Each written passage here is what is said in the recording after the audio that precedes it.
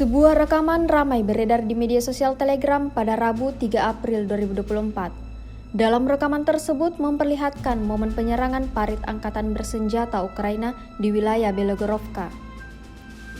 Pasukan khusus Ahmad untuk kesekian kalinya berhasil mendeteksi keberadaan militer Ukraina. Serangan mematikan tidak tanggung-tanggung diluncurkan pasukan Ahmad hingga membuat posisi musuh porak-poranda. Tampak tentara Ukraina kalang kabut, berusaha menghindar dan melarikan diri dari serangan militer Rusia.